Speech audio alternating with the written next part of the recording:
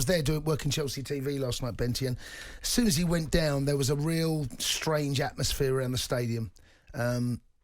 You felt from you saw his reaction as well, and that's always a bit of a telltale sign. And I said that I think we need to wait and see what the prognosis is until we start getting too carried away. But what I saw was a player that's worked, and you know what it's like from injuries. You work for months to get yourself back. He's missed a huge part of Chelsea's season again. Yeah. After what happened last season, he's also missed a World Cup. World Cup comes around every 4 years. So that in a player's career, to miss that, he would have been a starter almost certainly. Yeah.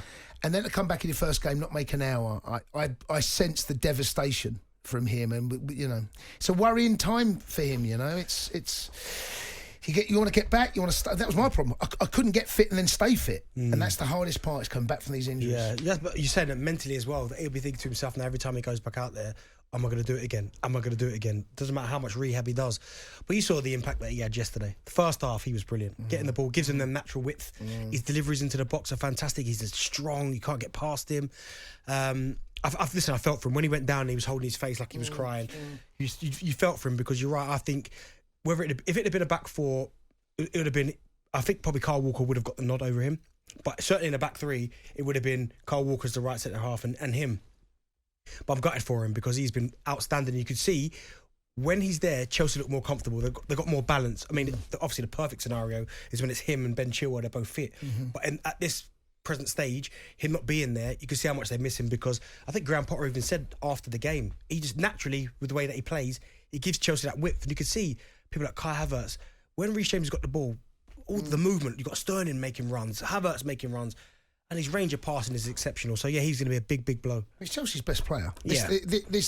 Consistently, I know Mace has won the last two Player of the Years, and deservedly so, but over the last 18 months-ish, or, you know, I think Reece is come into that category of the most consistent, important. It gives you that natural balance and width.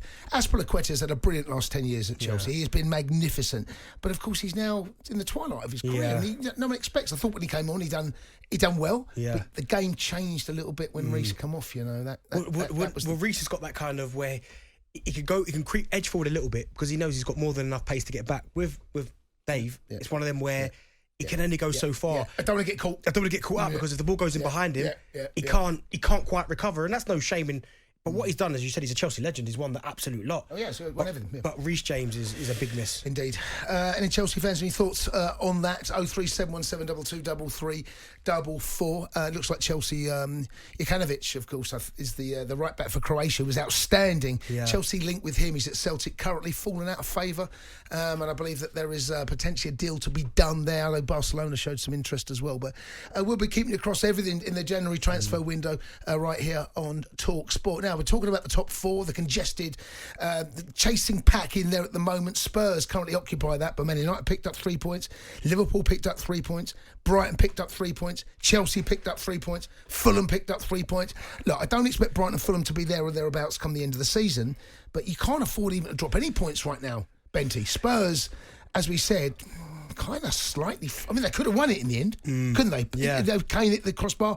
It might have been like they did at Bournemouth just before the World Cup. Whenever they go 1 down, 2-0 down, you still think, okay, but the moment they get one, yes, you know what's coming. It's game on. Yeah, you know exactly. It's like the handbrake comes off. Okay, look, I've never played in a team like that. What is going on? How can you be so different in this?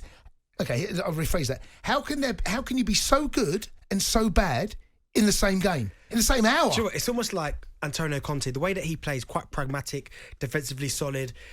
He wants them to play in a type of system where not too expansive, but enough quality. They've got enough quality at the top end of the pitch. But it's almost like when they go 2-0 down, all them tactics go out the window, and then you get the freedom from Kane. Do you think the players go, right, forget what he's just said, right, we got to get ourselves back into this? It's got to be something. Because what you think, as you said there, why can't they start games like that? If they started games like that, they'd be a lot better.